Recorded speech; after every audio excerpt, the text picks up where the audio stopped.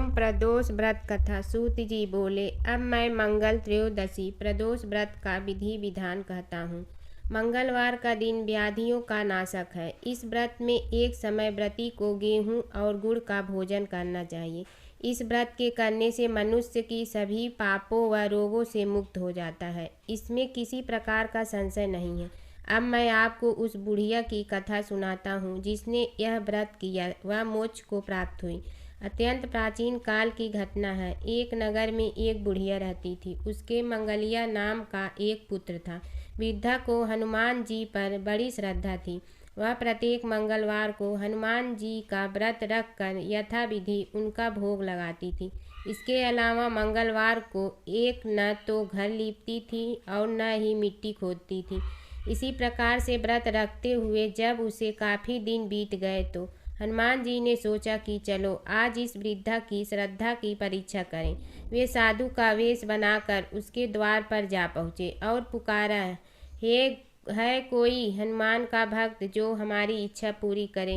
वृद्धा ने यह पुकार सुनी तो बाहर आई और महाराज क्या आज्ञा है। साधु वेशधारी हनुमान जी बोले कि मैं बहुत भूखा हूँ, भोजन करूँगा, तू थोड़ी सी जमीन लीप दे। वृद्धा बड़ी दुविधा में पड़ गई। अंत में हाथ जोड़कर प्रार्थना की, हे महाराज, लीपने और मिट्टी खोदने के अतिरिक्त जो काम आप कहें वह मैं करने को तैयार हूँ। साधु ने 3 बार परीक्षा करने के बाद कहा, तू अपने बेटे को बुला, मैं उसे औंधा लिटाकर उसकी पीठ पर आग जलाकर भोजन बनाऊंगा। वृद्धा ने सुना तो पैरों तले की धरती खिसक गई, मगर वह वचन हार चुकी थी। उसने मंगलिया को पुकार कर साधु महाराज के हवाले कर दिया, मगर साधु ऐसे ही मानने वाले न थे। उन्होंने वृद्धा के हाथों से ही मंगलिया को औंधा लिटाकर उसकी पीठ पर आग जलवाई। आग जलाकर दुखी मन से वृद्धा अपने घर के अंदर जा घुसी। साधु जब भोजन को बुलाकर कहा कि वह मंगलिया को पुकारे ताकि वह भी आकर भोग लगा ले। वृद्धा में आंसू भर कर कहने लगी कि अब उसका नाम लेकर मेरे हृदय को और दुख ना पहुँचाओ। लेकिन साधु महाराज न माने। वृद्धा को भोजन के लिए मंगलिया को पुकारना पड़ा। पुकारने की देर थी कि मंगलिया बाहर से हंसता हुआ घर में दौड़ा आया। मंगलिया को जीता जागता देखकर वृद्धा को दुखद आश्चर्य हुआ। वह साधु महाराज के चरणों में गिर पड़ी। साधु महाराज ने उसे अपनी असली रूप में दर्शन दिए। हनुमान जी को अपने आंगन में देखकर वृद्धा को लगा कि जीवन सफल हो जाएगा। श्री मंगल प्रदोष व्रत कथा। पौराणिक कथा के अनुसार एक गांव में एक ब्राह्मणी रहती थी जो पति की मृत्यु के बाद अपना पालन पोषण भिक्षा मांगकर करती थी। एक दिन जब वह भिक्षा मांगकर वापस लौट रही थी तो उसे रास्ते में 2 बालक दिखे जिन्हें वह अपने घर ले आई और उनका पालन पोषण करने लगी। जब वे दोनों बालक बड़े हो गए तो ब्रह्माणी दोनों बालक को लेकर ऋषि सांडिल्य के आश्रम चली गई, जहाँ सांडिल्य ऋषि ने अपने तपोबल से बालकों के बारे में पता कर कहा, हे देवी, ये दोनों बालक विदर्भ राज के राजकुमार हैं। गंधर्व नरेश के आक्रमण से इनके पिता का राजपाट छीन लिया गया है। ब्रह्माणी और राजकुमारों ने विधि विधान से प्रदोष व्रत किया। फिर एक दिन बड़े राजकुमार की मुलाकात अंशुमति से हुई। दोनों एक दूसरे को चाहने लगे। तब अंशुमति के पिता ने राजकुमार की सहमति से दोनों की शादी कर दी। फिर दोनों राजकुमार ने गंधर्व पर हमला किया और उनकी जीत हुई। बता दें कि इस युद्ध में अंशुमति के पिता ने राजकुमारों की मदद की थी। दोनों राजकुमारों को अपना सिंहासन वापस मिल गया और गरीब ब्राह्मणी को भी एक खास स्थान दिया गया, जिससे उनके सारे दुख खत्म हो गए। राजपाट वापस मिलने के कारण प्रदोष व्रत था, जिससे उन्हें संपत्ति मिली और जीवन में खुशहाली आई। प्राचीन काल में एक नगर में एक विधवा ब्राह्मणी रहा करती थी। पति की मृत्यु के बाद उसके पास लालन पालन करने का कोई साधन नहीं था, इसलिए वह भिक्षा मांगकर अपना जीवन व्यतीत कर रही थी। रोजाना की तरह एक दिन जब वह भिक्षा मांगकर वापस अपने घर की ओर लौट रही थी तो उसे रास्ते में 2 बालक दिखे जो कि अकेले थे और अपना रास्ता भटक गए थे। ब्रह्माणी दोनों बालकों को अपने साथ घर ले आई और पालन पोषण करने लगी। जब वे दोनों बालक बड़े हो गए तो ब्रह्माणी उन्हें लेकर ऋषि शांडिल्य के आश्रम गई। वहां जाकर ब्रह्माणी ने ऋषि शांडिल्य से अनुरोध किया कि वह अपने तपोबल से बालकों के बारे में पता लगाए और ऋषि ने ब्रह्माणी का स्वच्छ मन देखकर उसकी बात मान ली। ऋषि ने अपने तपोबल से पता लगाया और बताया कि यह कोई साधारण बालक नहीं है, बल्कि ये दोनों बालक विदर्भ राज के राजकुमार हैं। गंधर्व नरेश के आक्रमण से इनके पिता का राजपाट छीन गया है। यह सुनकर ब्रह्माणी ने ऋषि से कहा कि कोई ऐसा उपाय बताएं जिससे बालकों को अपना राजपाट व घर परिवार वापस मिल जाए। ऋषि शांडिल्य ने ब्रह्माणी और राजकुमारों को प्रदोष व्रत की महिमा बताई और यह व्रत रखने की सलाह दी। ब्रह्माणी और दोनों राजकुमारों ने विधि विधान से प्रदोष व्रत करने लगी। एक दिन बड़े राजकुमार की मुलाकात अंशुमति से हुई और दोनों एक दूसरे से प्रेम करने लगे। इसके बाद ब्रह्माणी ने अंशुमति के पिता से विवाह की बात की तो वह मान गए और दोनों का विवाह हो गया। अंशुमति भी एक राजा की पुत्री थी और उसके पिता के सहयोग से दोनों राजकुमार ने गंधर्व पर हमला किया और उनकी जीत हुई, जिसके बाद दोनों राजकुमारों को अपना सिंहासन वापस मिल गया और गरीब ब्राह्मण को भी एक खास स्थान दिया गया, जिससे उनके सारे दुख खत्म हो गए। राजपाट वापस मिलने का कारण प्रदोष व्रत था, जिसे उन्हें संपत्ति मिली और जीवन में खुशहाली आई। प्रदोष व्रत कथा। प्रदोष व्रत की कथा समुद्र मंथन से जुड़ी हुई है। जैसे कि हम सभी जानते हैं, इसी समुद्र मंथन के कारण भगवान शिव को हलाहल विष पीना पड़ा था। प्रदोष व्रत कथा समुद्र मंथन या समुद्र मंथन और भगवान शिव द्वारा हलाहल विष पीने से जुड़ी हुई है। अमृत या जीवन का अमृत पाने के लिए देवताओं और असुरों ने भगवान विष्णु की सलाह पर समुद्र मंथन शुरू किया। समुद्र मंथन से भयानक हलाहल विष उत्पन्न हुआ, जो ब्रह्मांड को निगलने की क्षमता रखता था।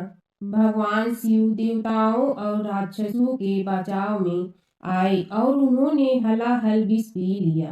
पौराणिक कथाओं के अनुसार देवता और असुर दोनों ही अमृत की खोज में भगवान विष्णु के पास पहुँचे। भगवान विष्णु के सलाह पर समुद्र मंथन किया गया।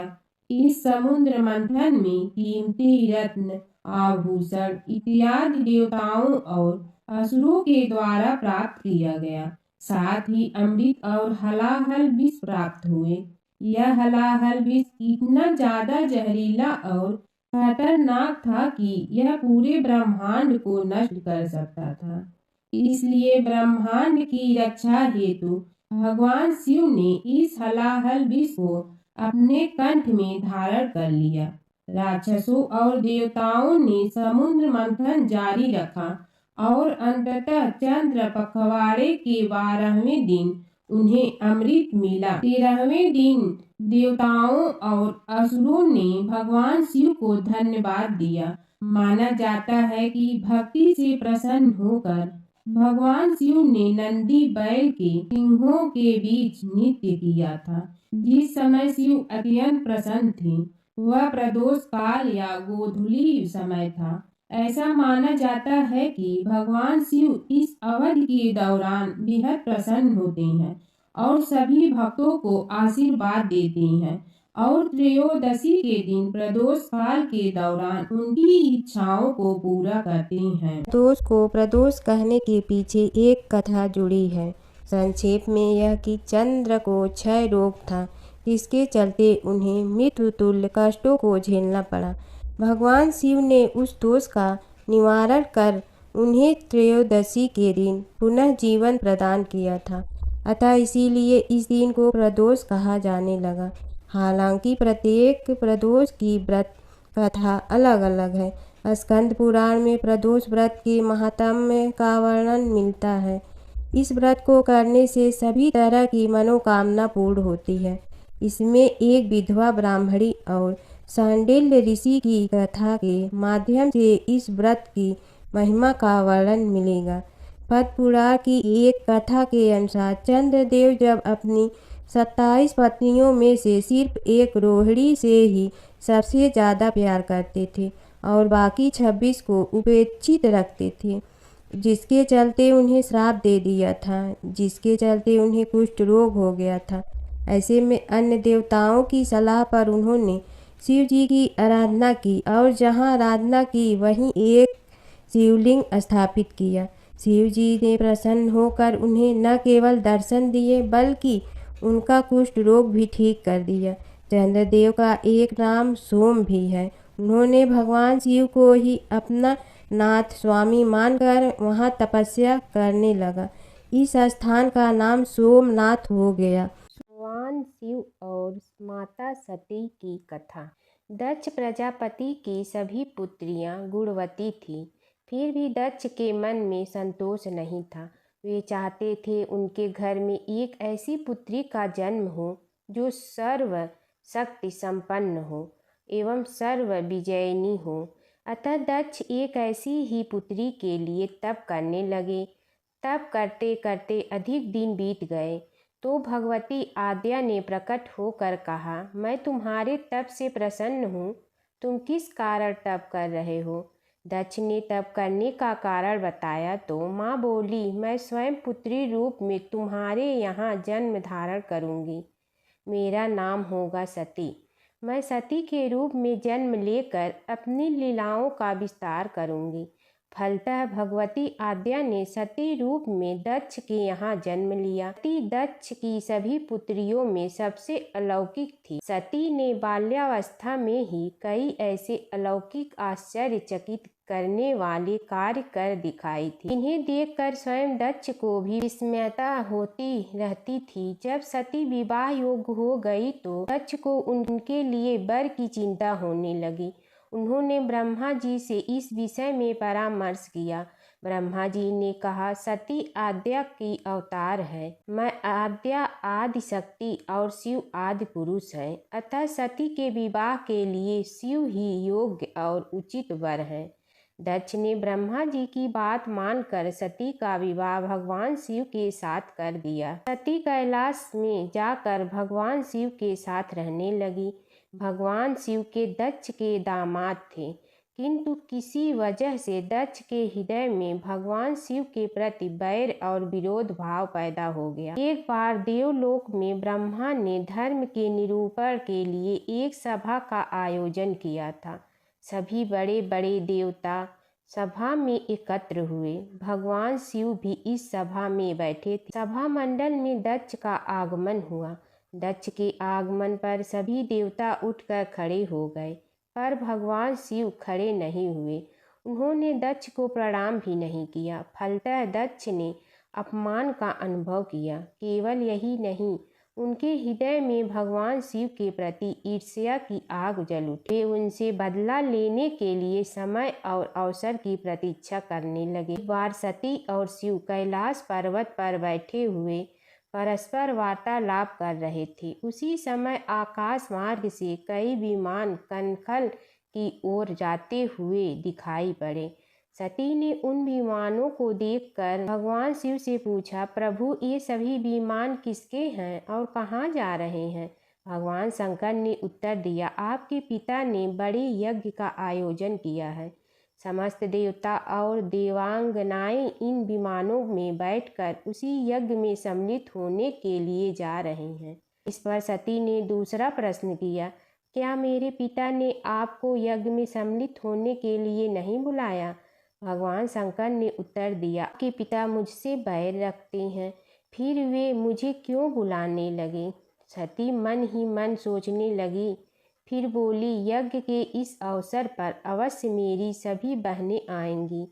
उनसे मिले हुए बहुत दिन हो गए। यदि आपकी अनुमति हो तो मैं भी अपने पिता के घर जाना चाहती हूँ।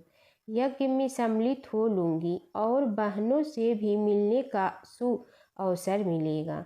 भगवान शिव ने उत्तर दिया, इस समय वहाँ जाना उचित नहीं होगा। आपके पिता मुझसे बैर रखते हैं। हो सकता है वे आपका भी अपमान करें। बिना बुलाए किसी के घर जाना उचित नहीं होता है। इस पर सती ने प्रश्न किया, ऐसा क्यों? भगवान शिव ने उत्तर दिया, विवाहित लड़की को बिना बुलाए पिता के घर नहीं जाना चाहिए, क्योंकि विवाह हो जाने पर लड़की अपने पति की हो जाती है। पिता के घर से उसका संबंध टूट जाता है। लेकिन सती पीहर जाने के लिए हठ करती रही, अपनी बात बार बार दोहराती रही। उनकी इच्छा देखकर भगवान शिव ने पीहर जाने की अनुमति दे दी। उनके साथ अपना एक गढ़ भी साथ में भेज दिया। उस गढ़ का नाम वीरभद्र था। सती वीरभद्र के साथ अपने पिता के घर गई। घर में सती से किसी ने भी प्रेम पूर्वक वार्तालाप नहीं किया। दक्ष ने उन्हें देखकर कहा, तुम क्या यहाँ मेरे अपमान कराने आई हो? अपनी बहनों को तो देखो, वे किस प्रकार भांति के अलंकारों और सुंदर वस्त्रों से सुसज्जित हैं। तुम्हारे शरीर पर मात्र बाघांबर है। तुम्हारा पति शमशानवासी और भूतों का नायक है। वह तुम्हें बाघंबर छोड़कर और पहना ही क्या सकता है। दक्ष के कथन से सती के हृदय में पश्चाताप का सागर उमड़ पड़ा। वे सोचने लगी, उन्होंने यहाँ आकर अच्छा नहीं किया। भगवान ठीक ही कह रहे थे, बिना बुलाए पिता के घर भी नहीं जाना चाहिए। पर अब क्या हो सकता है, अब तो आ ही गई हूँ। पिता के कटु और अपमानजनक शब्द सुनकर भी सती मौन रही। वे उस यज्ञ मंडल में गई जहाँ सभी देवता और ऋषि मुनि बैठे थे, तथा यज्ञ कुंड में धू धू करती जलती हुई अग्नि में आहुतियाँ डाली जा रही थी। सती ने यज्ञ मंडप में सभी देवताओं के तो भाग देखे, किंतु भगवान शिव का भाग नहीं देखा। वे भगवान शिव का भाग न देखकर अपने पिता से बोली, पितृ श्रेष्ठ, यज्ञ में तो सबके भाग दिखाई पड़ रहे हैं, किंतु कैलाशपति का भाग नहीं है। आपने उनका भाग क्यों नहीं रखा? दक्ष ने गर्व से उत्तर दिया, मैं तुम्हारे पति शिव को देवता नहीं समझता। वह तो भूतों का स्वामी, नग्न रहने वाला और हड्डियों की माला धारण करने वाला है। वह देवताओं की पंक्ति में बैठने योग्य नहीं है। उसे कौन भाग देगा? सती के नेत्र लाल हो उठे। उनके मुखमंडल प्रलय के सूर्य की भांति तेजोदीप्त हो उठा। उन्होंने पीड़ा से तिलमिलाते हुए कहा, ओह, मैं इन शब्दों को कैसे सुन रही हूँ। मुझे धिक्कार है। देवताओं, तुम्हें भी धिक्कार है। तुम भी उन कैलाशपति के लिए इन शब्दों को कैसे सुन रहे हो? तो मंगल के प्रतीक हैं और जो क्षण मात्र में संपूर्ण सृष्टि को नष्ट करने की शक्ति रखते हैं। वे मेरे स्वामी हैं। नारी के लिए उसका पति ही स्वर्ग होता है।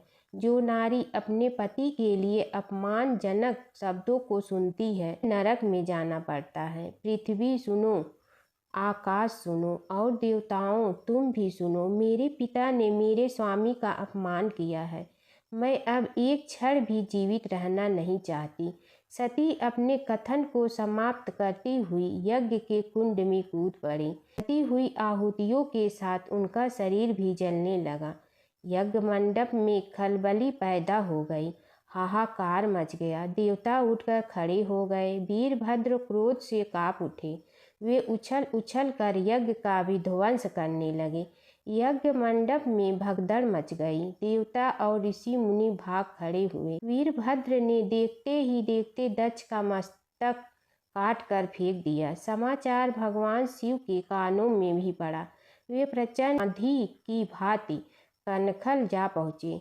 सती के जले हुए शरीर को देखकर भगवान शिव ने अपने आप को भूल गए। सती के प्रेम और उनकी भक्ति ने शंकर के मन को व्याकुल कर दिया। उन शंकर के मन को व्याकुल कर दिया जिन्होंने काम पर भी विजय प्राप्त की थी और जो सारी सृष्टि को नष्ट करने की क्षमता रखते थे। वे सती के प्रेम में खो गए, बेसुध हो गए। भगवान शिव ने उन्मत्त की भांति सती के जले हुए शरीर को कंधे पर रख लिया। वे सभी दिशाओं में भ्रमण करने लगे। शिव और सती के इस अलौकिक प्रेम को देखकर पृथ्वी रुक गई, हवा रुक गई, जल का प्रवाह ठहर गया और रुक गई। देवताओं की सांसें, सृष्टि व्याकुल हो उठी। सृष्टि के प्राणी पुकारने लगे, त्राहि मां त्राहि मां। भयानक संकट उपस्थित देखकर सृष्टि के पालन भगवान विष्णु आगे बढ़े। वे भगवान शिव की बेसुधी में अपने चक्र से सती के एक एक अंग को काट काट कर गिराने लगे। धरती पर 51 स्थानों में सती के अंग कट कट कर गिरे। जब सती के सारे अंग कट कर गिर गए तो भगवान शिव पुनः अपने आप में आए। जब वे अपने आप में आए तो पुनः सृष्टि के सारे कार्य चलने लगे। धरती पर जिन 51 स्थानों में सती के अंग कट कट कर गिरे थे, वे ही स्थान आज शक्तिपीठ माने जाते हैं। आज भी उन स्थानों में सती का पूजन होता है, उपासना होती है तथा शिव और सती का प्रेम, शिव और सती के प्रेम ने उन्हें अमर और वंदनीय बना दिया। और भगवान शिव तथा माता पार्वती नर्मदा नदी के किनारे बैठे थे। वहाँ माता पार्वती ने भगवान शिव से समय व्यतीत करने के लिए चौपड़ खेलने को कहा। शिव चौपड़ खेलने के लिए तैयार हो गए, परंतु इस खेल में हार जीत का फैसला कौन करेगा, यह प्रश्न उनके समक्ष उठा तो भगवान शिव ने कुछ तिनके एकत्रित कर उसका एक पुतला बनाकर उसकी प्राण प्रतिष्ठा कर दी और पुतले से कहा, बेटा, हम चौपड़ खेलना चाहता हूँ, परंतु हमारी हार जीत का फैसला करने वाला कोई नहीं है, इसलिए तुम बताना कि हम दोनों में से कौन हारा और कौन जीता। उसके बाद भगवान शिव और माता पार्वती का चौपड़ खेलना शुरू हो गया। यह खेल 3 बार खेला गया और संयोग से तीनों बार माता पार्वती ही जीत गईं। खेल समाप्त होने के बाद बालक से हार जीत का फैसला करने के लिए कहा गया तो उस बालक ने महादेव को विजयी बताया। यह सुनकर माता पार्वती क्रोधित हो गई और क्रोध में उन्होंने बालक को लंगड़ा होने, कीचड़ में पड़े रहने का श्राप दे दिया। बालक ने माता पार्वती से माफ़ी मांगी और कहा कि यह मुझसे अज्ञानतावश ऐसा हुआ है, मैंने किसी द्वेष भाव में ऐसा नहीं किया है। बालक द्वारा क्षमा मांगने पर माता ने कहा, यहाँ गणेश पूजन के लिए नाग कन्याएं आएंगी, उनके कहे अनुसार तुम गणेश व्रत करो, ऐसा करने से तुम मुझे प्राप्त करोगे। यह कहकर माता पार्वती शिव के साथ कैलाश पर्वत पर चली गईं। 1 वर्ष के बाद उस स्थान पर नाग कन्याएं आईं। तब नाग कन्याओं से श्री गणेश के व्रत की विधि मालूम करने पर उस बालक ने 21 दिन लगातार गणेश जी का व्रत किया। उसकी श्रद्धा से गणेश जी प्रसन्न हुए। उन्होंने बालक को मनोवांछित फल मांगने के लिए कहा। उस पर उस बालक ने कहा, हे विनायक, मुझ में इतनी शक्ति दीजिए कि मैं अपने पैरों से चलकर अपने माता पिता के साथ कैलाश पर्वत पर पहुंच सकूं और वे यह देख प्रसन्न हों। तब बालक को वरदान देकर श्री गणेश अंतर ध्यान हो गए। इसके बाद वह बालक कैलाश पर्वत पर पहुंच गया और कैलाश पर्वत पर पहुंचने की अपनी कथा उसने भगवान शिव को सुनाई। चौपड़ वाले दिन से माता पार्वती शिव जी से विमुख हो गई थी, अतः देवी के रुष्ट होने पर भगवान शिव ने भी बालक के बताए अनुसार 21 दिनों तक श्री गणेश का व्रत किया। इस व्रत के प्रभाव से माता पार्वती के मन से भगवान शिव के लिए जो नाराजगी थी वह समाप्त हो गई। अब यह व्रत विधि भगवान शंकर ने माता पार्वती को बताई। यह सुनकर माता पार्वती के मन में भी अपने पुत्र कार्तिकेय से मिलने की इच्छा जागृत हुई। तब माता पार्वती ने भी 21 दिन तक श्री गणेश का व्रत किया तथा दूर्वा फूल और लड्डुओं से गणेश जी का पूजन अर्चन किया। व्रत के 21वें दिन कार्तिकेय स्वयं माता पार्वती जी से आ मिले। उस दिन से श्री गणेश चतुर्थी का यह व्रत समस्त मनोकामनाओं की पूर्ति करने वाला व्रत माना जाता है। इस व्रत को करने से मनुष्य के सारे कष्ट दूर होकर मनुष्य को समस्त दुख सुख सुविधाएं प्राप्त होती हैं। पौराणिक कथा के अनुसार एक बार माता पार्वती ने अपने शरीर पर लगी हल्दी उतार कर एक बालक का पुतला बनाया और दिव्य शक्तियों से उसमें प्राण डाल दिए। माता पार्वती ने उस बालक का नाम विनायक रखा। इसके बाद माता पार्वती जब स्नान के लिए जाने लगी तो उन्होंने विनायक से कहा कि तुम द्वार पर बैठो और किसी को अंदर मत आने देना। भगवान गणेश ने माता की आज्ञा का पालन करते हुए किसी को अंदर नहीं जाने दिया। भगवान शिव को भी गणेश जी ने माँ पार्वती के कहने पर बाहर ही रोक दिया, जिससे भगवान शिव क्रोधित हो गए। भोलेनाथ को यह नहीं पता था कि गणेश जी कौन हैं और उन्होंने अपने त्रिशूल से उनका सिर धड़ से अलग कर दिया। यह देखकर माँ पार्वती रोने लगती हैं और बहुत क्रोधित हो जाती हैं। माँ पार्वती भगवान शिव को गणेश जी को फिर से जीवित करने को कहती हैं। भगवान शिव अपने गणों से कहते हैं कि जाओ और उत्तर दिशा में जो सबसे पहले सिर दिखे उसे लेकर आओ। जब शिव गण सिर लेने जाते हैं तो उन्हें उत्तर दिशा में सबसे पहले इंद्र का हाथी ऐरावत मिलता है और वो उसका सिर ले जाते हैं। इसके बाद भगवान शिव अपने पुत्र गणेश जी को हाथी का सिर लगाकर जीवित कर देते हैं। एक बार अपने पुत्र के खातिर भगवान शिव और श्री कृष्ण के बीच छिड़ गया था प्रलयंकारी युद्ध। भगवान शिव जहाँ प्रलय के देवता हैं वहीं श्री कृष्ण पालन करता। दोनों के कारण ही यह जगत सुचारू रूप से चल रहा है और दोनों महाशक्तिशाली हैं। लेकिन कभी आपने सोचा है कि अगर कभी दोनों में युद्ध हुआ तो उसका इस संसार पर क्या असर पड़ेगा और दोनों में से विजयी कौन होगा? चलिए जानते हैं एक पौराणिक कथा जहां इन दोनों के भयंकर युद्ध का वर्णन मिलता है। पौराणिक कथा के अनुसार एक बार राजा बलि के सबसे बड़े पुत्र बाणासुर ने शिवपुत्र कार्तिकेय की सुंदरता से मोहित होकर भगवान शिव का पुत्र बनने की इच्छा जताई। उसने भगवान शिव की कठोर तपस्या की, जिसके बाद शिव जी ने उसे अपने पुत्र के रूप में स्वीकार कर लिया। एक समय ऐसा आया जब बाणासुर की पुत्री उषा को श्री कृष्ण के पुत्र अनिरुद्ध से प्रेम हो गया। उषा की मायावी मित्र अप्सरा चित्रलेखा ने अनिरुद्ध और उषा का गंधर्व विवाह करा दिया।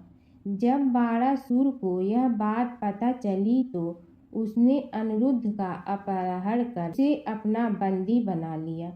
फिर क्या था, श्री कृष्ण ने अपनी पूरी सेना के साथ बाणासुर की नगरी पर धावा बोल दिया। श्री कृष्ण और बाणासुर का युद्ध। बाणासुर श्री कृष्ण की नारायणी सेना से अकेले नहीं लड़ सकता था, इसलिए उसने भगवान शिव से मदद मांगी। अब युद्ध में श्री कृष्ण की नारायणी सेना के विरुद्ध बाणासुर की सेना के साथ भगवान शिव और कुमार कार्तिकेय भी लड़ रहे थे। युद्ध इतना भयानक था कि एक पल को लगा कि भगवान शंकर ने अग्निशस्त्र से गरुड़ पर सवार श्री कृष्ण, बलराम और प्रद्युम्न मारे गए।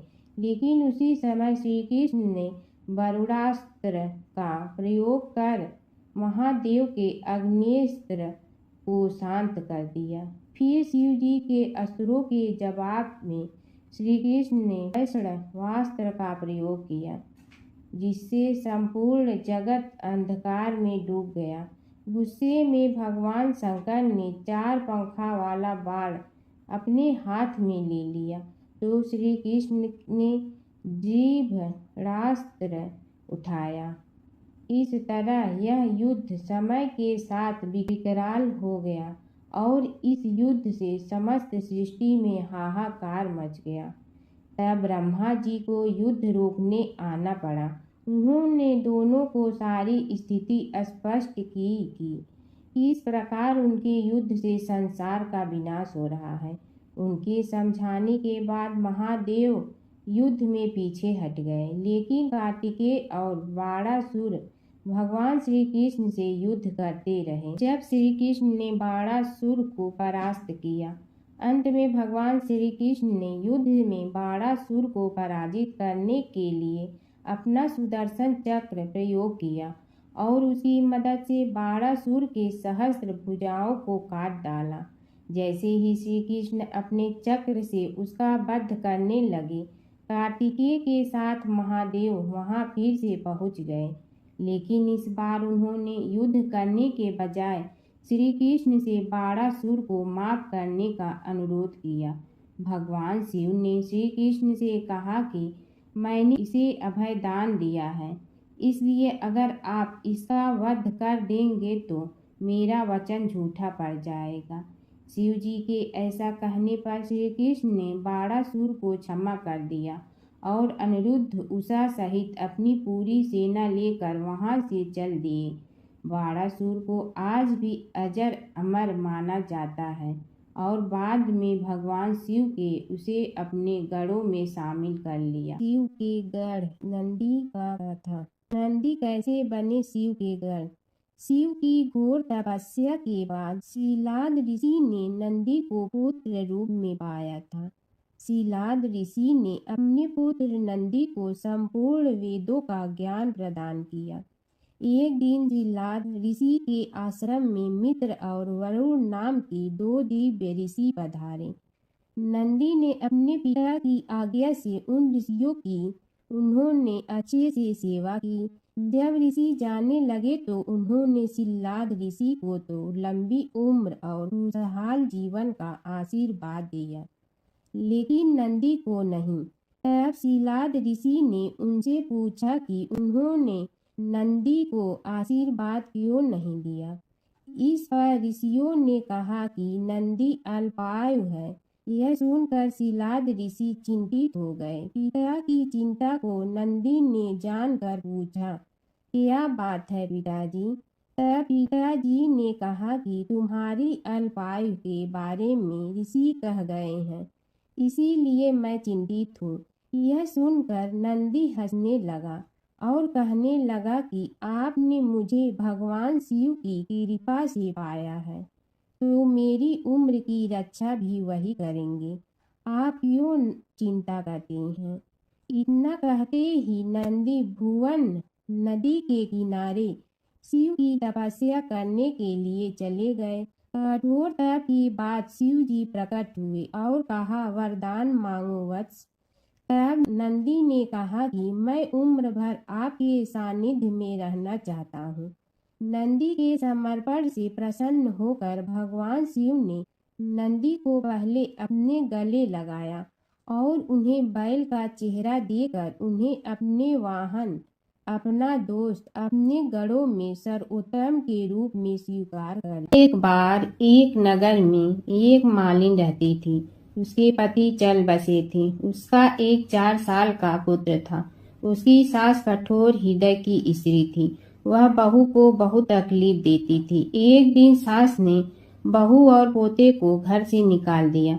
वे दोनों रोते हुए चलते चलते एक जंगल में जा पहुँचे। वहाँ एक बड़े पेड़ के नीचे बैठ गए। वहाँ से थोड़ी दूर पर एक गणेश जी का मंदिर था। वहाँ बहुत लोग गणेश जी के दर्शन करने आते थे। दर्शन करके गणेश जी को प्रसाद चढ़ाते थे। फिर वह प्रसाद सबको बांट देते थे। इस प्रसाद से माँ बेटे का गुजारा होने लगा। दोनों गणेश जी की पूजा पाठ में लग गए। एक दिन उन्होंने सोचा क्यों न हम भी जंगल से फूल लाकर बेचें। वे रोज जंगल से फूल लाकर उसकी माला बनाकर बेचने लगे। साथ में पूजा की सामग्री और प्रसाद भी बेचने लगे। इससे उनको आमदनी होने लगी। गणेश जी की कृपा से आमदनी बढ़ने लगी। जल्दी ही उन्होंने एक मकान और एक दुकान बना लिया।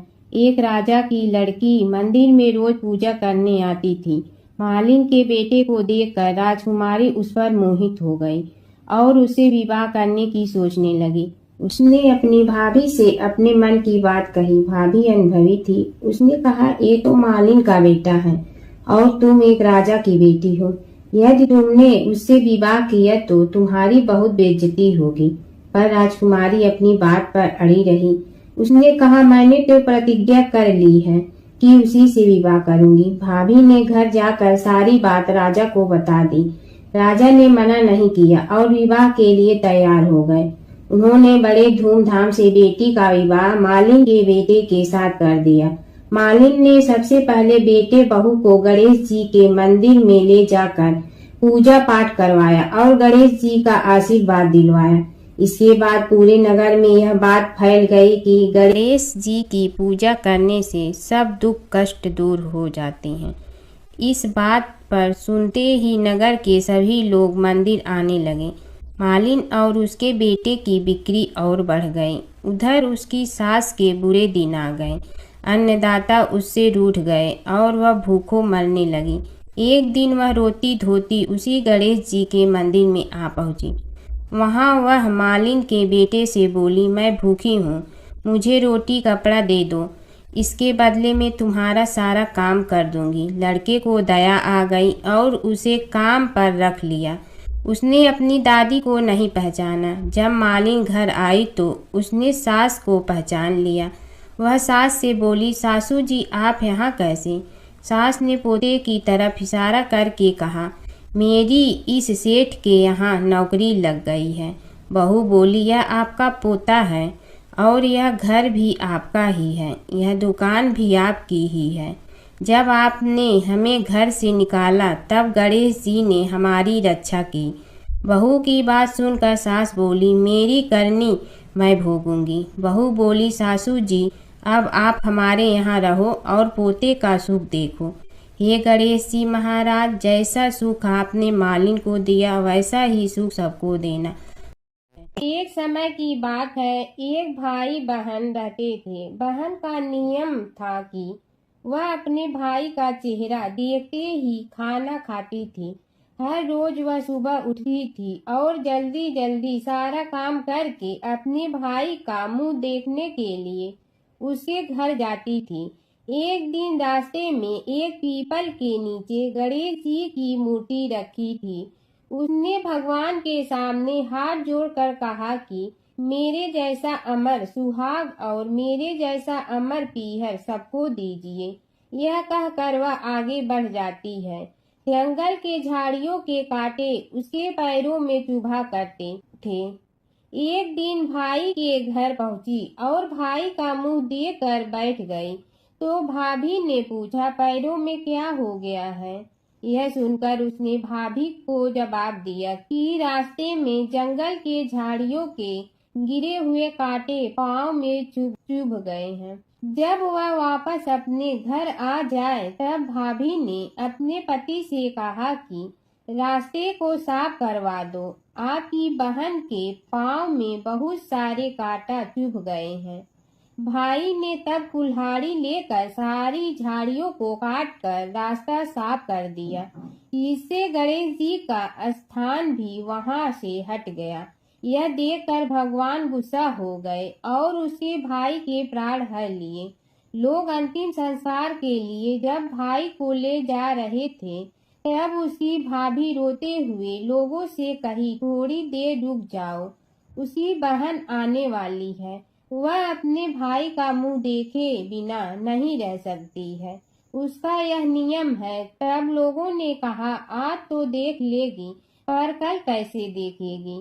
रोज दिन की तरह बहन अपने भाई का मुंह देखने के लिए जंगल में निकली। तब जंगल में उसने देखा कि सारा रास्ता साफ किया हुआ है। जब वह आगे बढ़ी तो उसने देखा कि सिद्धि विनायक को भी वहां से हटा दिया गया है। तब उसने जाने से पहले गणेश जी को एक अच्छे स्थान पर रखकर उन्हें स्थान दिया और हाथ जोड़कर बोली, भगवान मेरे जैसा अमर सुहाग और मेरे जैसा अमर पीहर सबको देना। और फिर बोलकर आगे निकल गई। भगवान सोचने लगे, अगर इसकी नहीं सुनी तो हमें कौन मानेगा, हमें कौन पूजेगा? तब सिद्धि विनायक ने उसे आवाज दी, बेटी इस खेजड़ी की 7 पत्तियां लेकर जा और उसे कच्चे दूध में धोकर भाई के ऊपर छींटा मार देना, वह उठकर बैठ जाएगा। यह सुनकर जब पीछे मुड़ी तो वहाँ कोई नहीं था। फिर वह यह सोचने लगी कि ठीक है, जैसा सुना वैसा कर लेती हूँ। फिर वह 7 खेजड़ी की पत्तियां लेकर अपने भाई के घर पहुंची। उसने देखा वहाँ कई लोग बैठे हुए हैं। भाभी बैठी रो रही है और भाई की लाश रखी है। तब उसने पत्तियों को बताए हुए नियम के तहत भाई के ऊपर इस्तेमाल किया। तब भाई उठकर बैठ गया। भाई बोला बहन से, मुझे बहुत ही गहरी नींद आ गई थी। तब बहन बोली, यह नींद किसी दुश्मन को भी न आए, और उसने सारी बात अपने भाई को बता दी। जमुना की कहानी। प्राचीन समय में एक गांव था जिसमें 2 बहनें रहा करती थी। एक बहन का नाम गंगा था तो दूसरी बहन का नाम जमुना था। एक बार दोनों बहनें एक साहूकार के खेत से गुजर रही थी तो जमुना ने 13 दाने जौ के तोड़ लिए, जिसे देख गंगा बोली कि तुझे तो ग्रहण लग गया, तूने चोरी की है। इस पर जमुना बोली कि अब मेरा ग्रहण कैसे धुलेगा। गंगा ने कहा कि तुझे 12 साल तक साहूकार के यहाँ नौकरी करनी पड़ेगी, तभी तेरा पाप धुलेगा और ग्रहण से मुक्ति मिलेगी। जमुना साहूकार के यहाँ नौकरी के लिए जाती है और अपने लिए काम मांगती है। साहूकार उसे काम पर रख लेता है, लेकिन काम करने से पहले जमुना उसे कहती है कि मैं सारे काम करूंगी, लेकिन 4 काम नहीं करूंगी। जूठे बर्तन नहीं मांजूंगी, झाड़ू नहीं लगाऊंगी, बिस्तर नहीं बिछाऊंगी और दिया नहीं जलाऊंगी। 12 साल के बाद कुंभ का मेला लगा तो साहूकारनी भी कुंभ नहाने जाने लगी। जमुना ने उसे जाते देख कहा कि कुंभ के मेले में मेरी बहन गंगा मिलेगी तो उसे यह सोने का टका दे देना, इससे वह अपने हाथों में सुंदर चूड़ियां पहन लेगी। साहूकारनी ने कुंभ के मेले में गंगा को वह सोने का टका दे दिया। गंगा ने उनसे वह टका लेते हुए कहा कि मेरी बहन को कहना कि उसे 12 वर्ष पूरे हो गए हैं, अब वह वहाँ वापिस आ जा। साहूकार व साहूकारनी वापिस घर आए। तब जमुना मटके में पानी भर रही थी। दोनों जमुना से बोले कि हमने सोने का वह टका तेरी बहन गंगा को दे दिया था और उसने कहा है कि तेरे 12 वर्ष पूरे हो गए हैं, इसलिए अब तुम वापिस जाओ। यह समाचार सुनते ही जमुना सहस्त्र धारा में बदल गई और बहने लगी। जमुना जी का यह रूप देखकर साहूकार और साहूकारनी परेशान हो गई थी। हमारे घर में जमुना माता ने काम किया, हमें तो अब ग्रहण लग गया है, हम यह ग्रहण कैसे उतारेंगे। जमुना भागकर गंगा माता के पास चली गई। गंगा ने जमुना से पूछा कि तुम साहूकारनी से पूछ कर आई हो या ऐसे ही बिना बताए आ गई। तब जमुना बोली कि मैं तो कुछ भी बताकर नहीं आई हूँ। गंगा ने कहा कि जा उन्हें धीरज दे आ, नहीं तो उन्हें जीवन भर असंतोष ही रहेगा। गंगा के कहने पर जमुना माता ने साहूकारनी को सपने में दर्शन दिए और कहा कि तुम दोनों उल्टे माथे क्यों पड़े हो, जाओ उठकर खाओ पियो। तब दोनों बोले कि हम कैसे उठे, हमें तो ग्रहण लगा है, क्योंकि हमने उल्टे सीधे और पता नहीं कितने नीच कार्य आपसे कराए हैं। तब जमुना जी बोली कि तुम्हें ग्रहण नहीं लगा है, ग्रहण तो मुझे लगा था कि मैंने तुम्हारे खेत से 13 दाने जौ के चुराए थे। मैं तो अपना ग्रहण उतारने तुम्हारे घर आई थी। मेरा ग्रहण तुम्हारे घर में 12 वर्ष तक रहने से उतर गया है और मेरी मुक्ति हो गई है। जमुना जी ने कहा कि तुम्हें कोई ग्रहण नहीं लगा है, उल्टे मेरे 12 वर्ष तक यहाँ रहने से तुम्हारी भी मुक्ति हो गई है। यह कहकर जमुना जी स्वप्न से चली गई। दोनों उठकर देखे हैं कि उनके घर में पहले से भी अधिक धन हो गया है। हे जमुना माता, जैसे आपने साहूकार व साहूकारनी की मुक्ति कराई, वैसे ही आप अपने सभी भक्तों की करना। प्राचीन काल की बात है, नैमिषारण्य क्षेत्र में ऋषि, महर्षि और साधु संतों का समाज जुड़ा था। उसमें श्री सूत जी भी विद्यमान थे। शौनक जी ने उनकी सेवा में उपस्थित होकर निवेदन किया कि हे अज्ञान रूप घोर तिमिर को नष्ट करने में करोड़ों सूर्यों के समान प्रकाशमान श्री सूत जी हमारे कानों के लिए अमृत के समान जीवन प्रदान करने वाले कथा तत्व का वर्णन कीजिए। ये सूत जी, हमारे हृदयों में ज्ञान के प्रकाश की वृद्धि तथा भक्ति, वैराग्य और विवेक की उत्पत्ति जिस कथा से हो सकती हो, वह हमारे प्रति कहने की कृपा कीजिए। शौनक जी की जिज्ञासा से सूत जी बड़े प्रसन्न हुए। पुरातन इतिहासों के स्मरण से उनका शरीर पुलकायमान हो रहा था। वे कुछ देर उसी स्थिति में विराजमान रहकर कुछ विचार करते रहे और अंत में बोले, शौनक जी, इस विषय में आपके चित्त में बड़ी जिज्ञासा है। आप धन्य हैं जो सदैव ज्ञान की प्राप्ति में तत्पर रहते हुए विभिन्न पुराण कथाओं की जिज्ञासा रखते हैं। आज मैं आपको ज्ञान के परम स्रोत रूप श्री गणेश जी का जन्म कर्म रूप चरित्र सुनाऊंगा। गणेश जी से ही सभी ज्ञानों, सभी विद्याओं का उद्भव हुआ है। अब आप सावधान चित्त से विराजमान हो। श्री गणेश जी के ध्यान और नमस्कार पूर्वक उनका चरित्र श्रवण करें। नमस्तस्मै गणेशाय ब्रह्मा विद्या प्रदायिनी यनागस्त्यसमः साक्षात विघ्न सागर सोसड़े। कैसे हैं वे श्री गणेश जो सभी प्रकार की ब्रह्म विद्याओं को प्रदान करने वाले, अर्थात ब्रह्मा के सगुण और निर्गुण स्वरूप पर प्रकाश डालने और जीव ब्रह्मा का अभेद प्रतिपादन करने वाली विद्याओं के दाता हैं। वे विघ्नों के समुद्रों को महर्षि अगस्त के समान शोषण करने में समर्थ हैं। इसलिए उनका नाम विघ्न सागर शोषक के नाम से प्रसिद्ध है। मैं उन भगवान श्री गणेश जी को नमस्कार करता हूँ। प्रथम पूजा के अधिकारी श्री गणेश जी, यह कहकर सूत जी कुछ समय के लिए मौन हो गए और फिर बोले, शौनक जी, भगवान गणेश जी ही सर्वप्रथम पूजा प्राप्ति के अधिकारी हैं। किसी भी देवता की पूजा करो, पहले उनकी पूजा करो।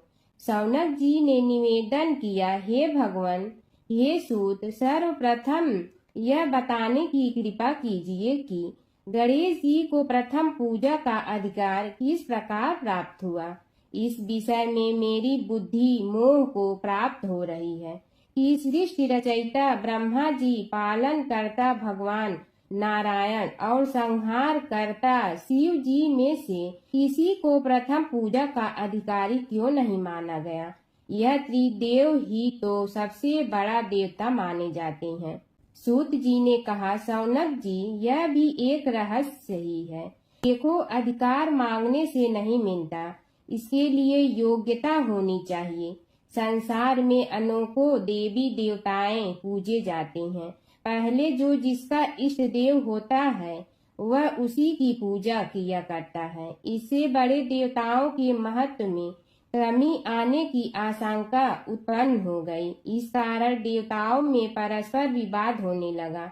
वे उसका निर्णय प्राप्त करने के लिए शिव जी के पास पहुँचे और प्रणाम करके पूछने लगे, प्रभु, हम सब में प्रथम पूजा का अधिकारी कौन है। शिव जी सोचने लगे कि किसे प्रथम पूजा का अधिकारी माने। तभी उन्हें एक युक्ति सूझी। बोले, देवगण, इसका निपटारा बातों से नहीं तथ्यों से होगा। इसके लिए एक प्रतियोगिता रखनी होगी, शिव की परिक्रमा करने की प्रतियोगिता। देवगण उनका मुख देखने लगे, शंकित हृदय से सोचने लगे कि कैसी प्रतियोगिता रहेगी। यह शिव जी ने उनके मन के भाव टाल लिए। इसलिए सांत्वना भरे शब्दों में बोले, घबराओ मत, कोई कठिन परीक्षा नहीं ली जाएगी।